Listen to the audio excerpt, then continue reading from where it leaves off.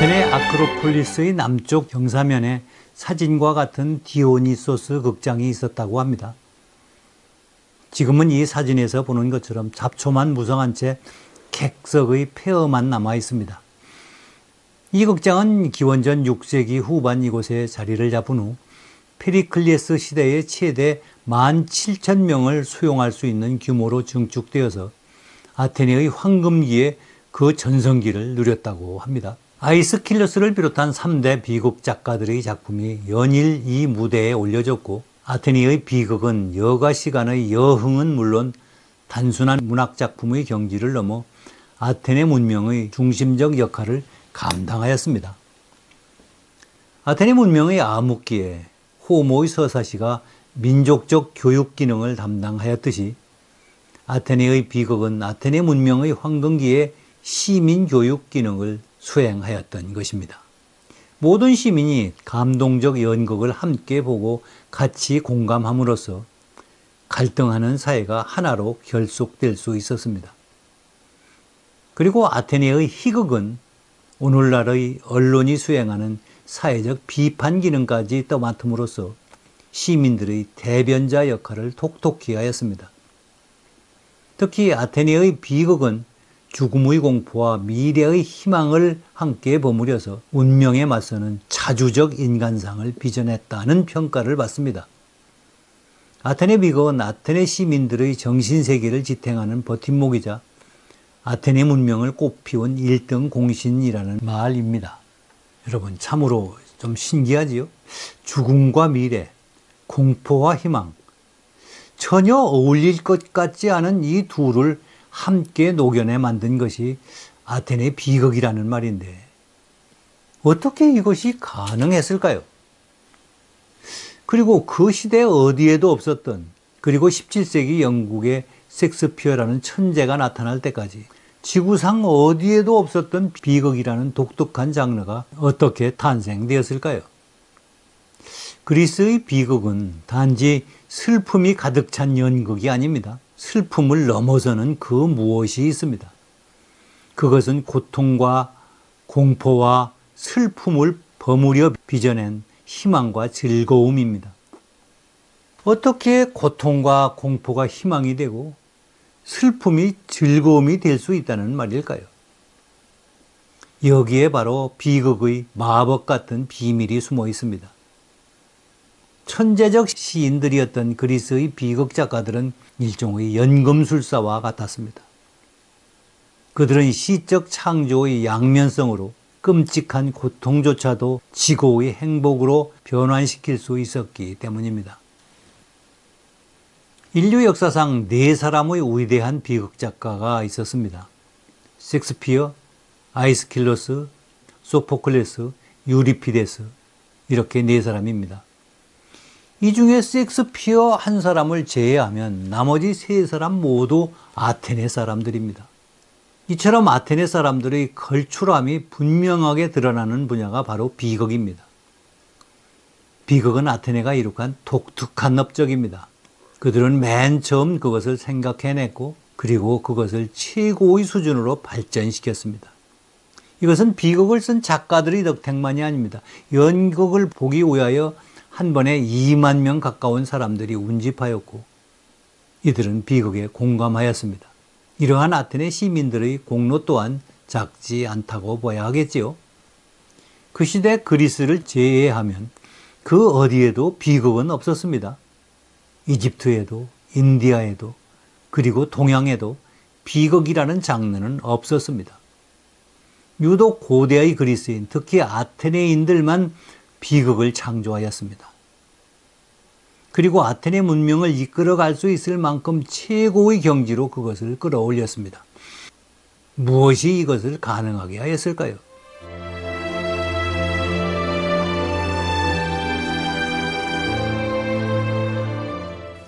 그 첫째는 고대 그리스인들이 가지고 있었던 자유로운 생각입니다. 자유로운 탐구의 정신이 시의 정신을 만나 비극이 탄생했다. 맨 처음 인류 역사상 처음으로 비극을 썼던 아이스킬로스의 말입니다. 고대의 아테네 사람들은 생각을 제약당하지 않았습니다. 그들은 자신의 마음이 이끄는 대로 무엇이든 탐구할 수 있었습니다. 사람들은 삶의 의미에 대하여 점점 더 깊이 생각하게 되었습니다. 인간의 삶이 왜 악에 의하여 속박당해야 하는지 이것을 이해할 수 없었고 그것을 모른 채 그냥 넘어갈 수도 없었습니다. 사물의 본성 속에 불의가 깃들어 있는 것은 아닐까 의심이 들었을 때 그들은 이것을 모른 채 그냥 지나칠 수 없었습니다. 이때 인간 삶의 진실 속에 깃들어 있는 아름다움을 발견할 수 있는 해안의 능력을 지닌 시인이 나타났습니다. 그가 맨 처음 비극을 쓴 아이스킬로스입니다. 이것은 영혼에 의하여 마음이 속박되었던 이집트 또는 인디아와 상반됩니다. 동양에서는 엄격한 윤리적 기준이 자유로운 생각을 방해하였습니다. 이에 비하여 아테네 사람들의 자유로운 생각은 시적 창조성의 원천이 되었습니다. 여기에 디오니소스적 자유분방함이 더해졌습니다. 고대의 그리스인들은 일찍이 그들이 지닌 시적 창조성을 가지고 트로이의 황량한 평원에서 펼쳐내는 피비린내 나는 전쟁을 처절한 아름다움으로 표현하였습니다. 그것이 바로 호모입니다. 그러나 시대가 바뀌었습니다. 특히 아테네 시민들은 호모의 시에 더 이상 만족하지 못했습니다. 이들은 자신들이 자유롭게 탐구한 결과를 사람들에게 직접 말하고 싶었습니다. 그리고 또 사람들은 그러한 설명을 듣고 싶어 했습니다. 호모의 천재성에 추가해서 서사시의 부족한 점을 메꾸어줄 또 다른 천재적 시인이 나타났습니다. 그는 귀로만 듣던 시와 노래를 무대에 올려서 눈으로 직접 보고 느끼도록 해주었습니다. 다른 관객들과 함께 한자리에 모여서 공감할 수 있도록 한바탕 판을 벌려준 셈이지요. 여기에 결정적 역할을 한 것은 디티람부스라 불리는 합창입니다. 관객과 함께 떼창을 부르며 열광하는 관중들을 떠올리면 될 것입니다. 말로 설명할 수 없는 것, 인간 삶의 진정한 아름다움을 귀로 듣고 눈으로 보고 마음으로 느낄 수 있도록 해주었습니다. 사람들은 여기에 열광했습니다. 호모의 서사시가 라디오 연속곡이라면 아이스킬로스의 비곡은 TV 드라마였습니다. 이를테면 라디오 연속곡이 TV 드라마로 바뀌었던 셈이지요. 이 변화 또한 전통에 얽매이지 않는 자유로운 생각의 결과물임은 재론할 필요가 없겠지요. 두 번째 아테네 비극이 탄생하게 된 배경은 천재적 그리스 시인들의 연금술입니다. 사실 비극의 주제인 고통으로 인한 즐거움은 명백한 모순입니다. 공포로 빚어진 행복감은 어찌 생각하면 개의하다는 생각까지 듭니다. 말이 안 되잖아요. 그런데 이 불가능한 것을 가능하게 만든 것이 바로 아테네 비극 작가들의 연금술입니다. 이를 가리켜 아리스토텔레스는 연민과 경애 그리고 슬픔이 제거되고 마음이 정화된 정서적 느낌이라고 말했습니다. 무슨 말인지 좀 헷갈리죠? 굳이 제가 보충해서 설명을 드린다면 고통을 당하는 주인공을 보면서 사람들은 이제 연민을 느끼게 되잖아요.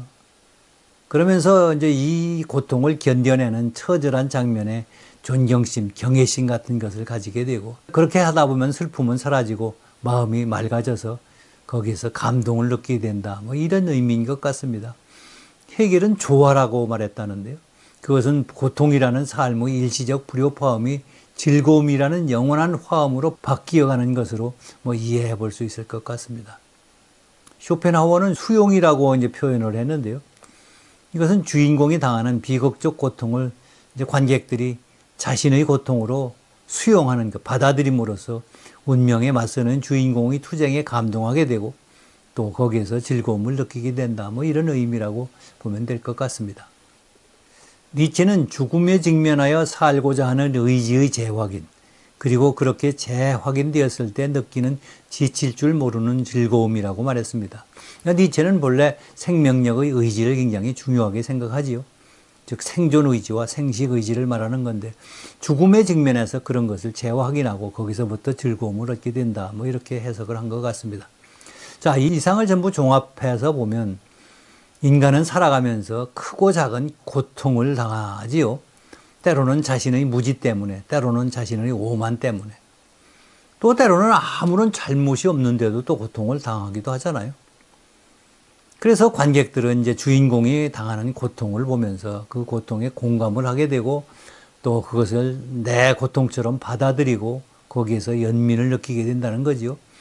그렇게 주인공의 고통이 처절하면 처절할수록 관객들의 연민은 더 깊어지지 않겠어요? 그리고 특히 주인공이 아무런 잘못도 없이 고통을 당하는 그런 장면을 보면 거기에 대한 연민은 더욱 이제 배가 되는 거지요. 보통 인간들은 견딜 수 없는 고통이 닥치면 대개 여기에 굴복하는 경우가 많잖아요. 뭐 운명이니까 어쩔 수 없다고 자위하는 것이지요. 또 때로는 고통스러운 현실을 외면해 버립니다. 이것은 일종의 영혼의 도피라고 볼 수 있지요. 그러나 아테네 비극의 주인공들은 운명에 굴복하거나 영혼의 도피처를 찾지 않습니다. 그들은 운명을 숙명적인 것으로 받아들이고 거기에 당당하게 맞섭니다. 승산이 없다는 것을 알면서도 끝까지 물러서지 않고 그러다가 결국 죽음이라는 치욕을 맞이하게 됩니다. 여기에 관객들이 이제 감동하게 되는 거죠. 또 어떤 관객들은 뭐 흐느껴 울기도 하고 또 소리내서 우는 관객도 있지요. 그렇게 온몸에 전율하는 감동이 지나가고 나면 사람들은 이제 행복감 같은 것을 느끼게 된다는 것이죠. 만족감을 느낀다는 것이죠. 일종의 카타르시스인 거죠. 강인한 생명력의 의지를 확인하는 가슴 뿌듯한 순간이 오게 된다는 그런 뜻으로 이해하면 될 것 같습니다. 이런 점에서 아테네 비극은 고통의 불협화음을 넘어서 그 위에 있는 어떤 것이라는 쇼펜하우어의 해석을 우리가 이해할 수 있을 것 같습니다. 또 아테네에서 이 비극이 이렇게 탄생하게 된 셋째의 배경은 아레테, 즉 탁월함을 추구하는 정신입니다. 그리스 문명의 전반을 시종 일관하여 흐르는 하나의 정신이 아레테, 즉 탁월함의 추구입니다. 물론 아테네 비극을 창조한 것은 아테네의 천재적 극작가들이고 또 이것을 융성하게 만든 것은 그리스 사람들, 특히 그 중에서도 생각하는 아테네 사람들이었습니다. 그런데 이들 모두를 관통하는 공통의 정신이 바로 아레테, 탁월함의 추구였습니다.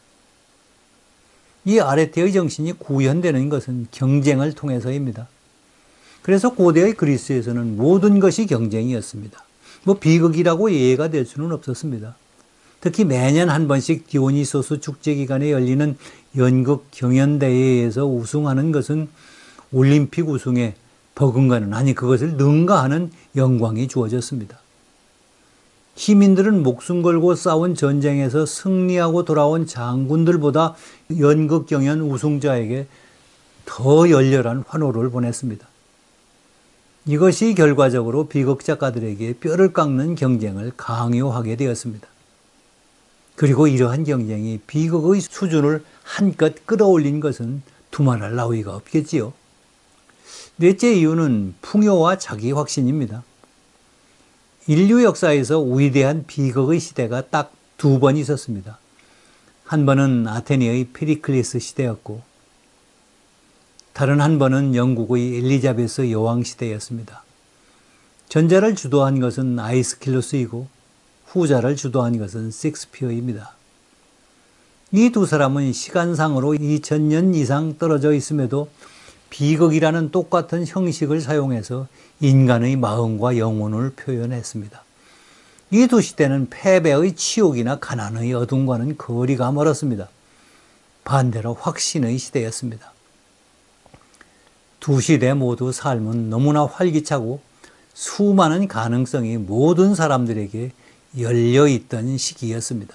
그리스는 대제국 페르시아를 상대로 살라미스에서 승리하였고 영국은 스페인의 무적 함대를 무찔렀습니다.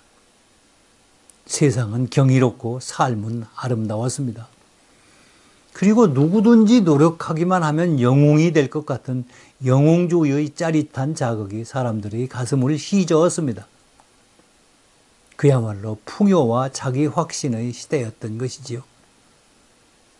물론 문명은 궁핍과 혼돈 속에서 싹이 터서 풍요를 먹고 자라나 확신의 햇볕으로 꽃이 피는 법입니다.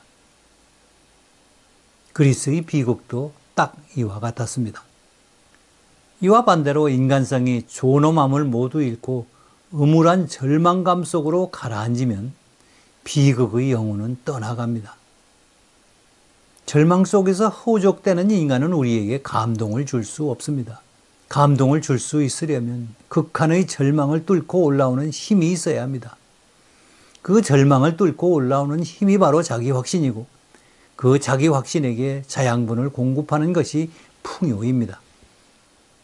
자기 확신과 풍요가 비극을 그 시대의 문화 코드로 꼽히게 하였다는 말입니다.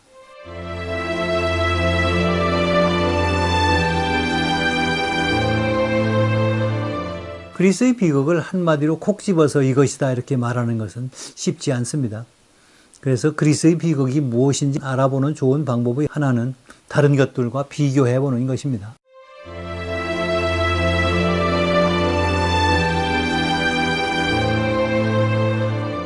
아테네에는 비극이라는 장르와 함께 희극도 발전하였습니다.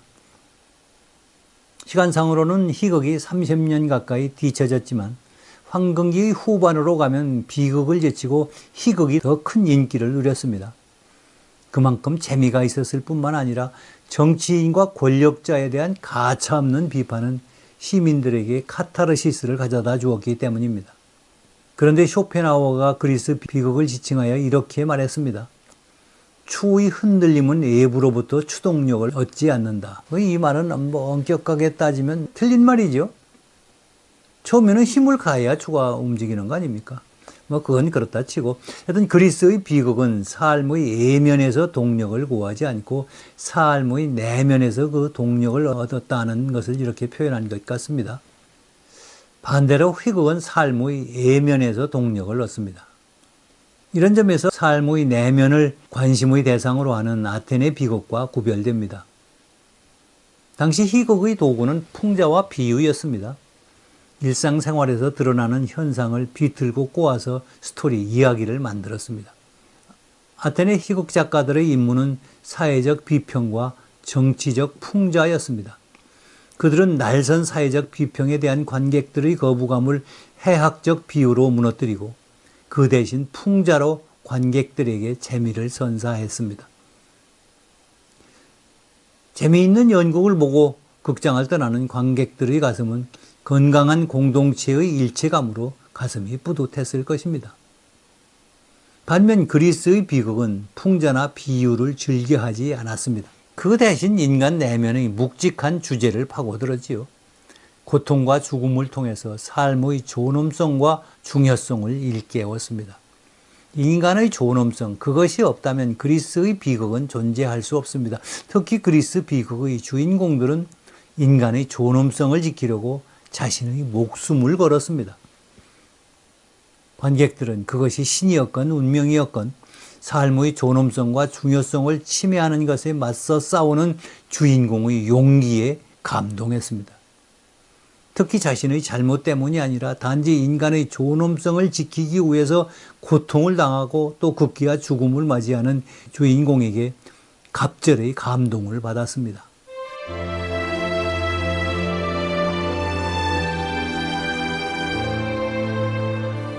이러한 점에서 아테네의 비극은 셰익스피어의 비극과 좀 궤를 달리합니다.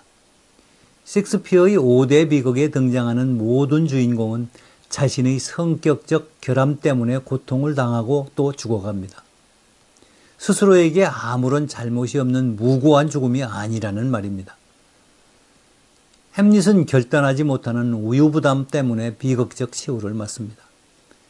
마찬가지로 로미오는 억제하지 못하는 분노 때문에, 오델로는 분별 없는 의심 때문에, 리어 왕은 어리석고 경솔한 판단 때문에, 그리고 맥베스는 피를 부르는 욕망 때문에 비극적 최후를 맞습니다.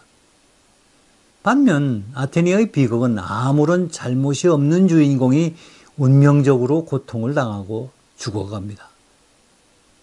이런 점에서 아테네의 비극이 인간의 본성에 대한 깨우침이라면 셰익스피어의 비극은 인간의 어리석음을 지적하는 반면 교사인 셈이지요.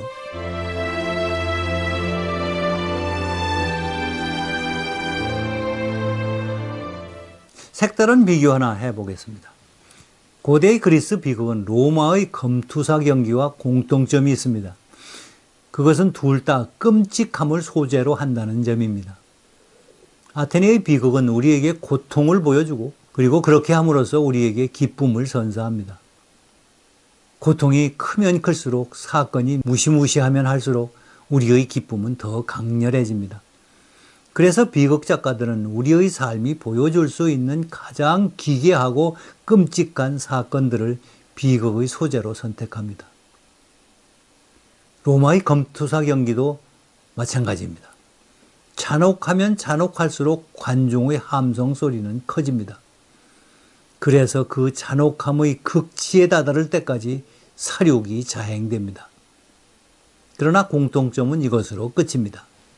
로마인들이 휴일까지 만들어가면서 검투사들의 사륙을 즐긴 것은 짜릿하기는 하지만 얄팍한 표피적 쾌감에 불과합니다. 인간 내면에 깃들어 있는 야수를 깨어내는 것에 지나지 않습니다. 그러나 아테네의 비극은 이와 전혀 다릅니다. 아테네 비극 작가들은 우리 삶의 가장 끔찍한 사건을 통해서 우리 삶의 가장 아름다운 모습, 진정한 의미를 되찾아줍니다. 이것이 아테네 비극의 생명입니다. 아테네 비극의 즐거움은 결코 피의 굶주림이나 잔인성에 있지 않다는 말입니다. 오늘 강의 여기서 마칩니다. 여러분의 구독, 좋아요, 알림 설정은 더 나은 영상을 만드는 데 큰 힘이 됩니다. 그리고 여러분의 댓글은 더 나은 영상을 만드는 데 좋은 참고가 됩니다. 여러분들의 관심과 성원을 기대합니다. 감사합니다. 다음 시간에 뵙겠습니다.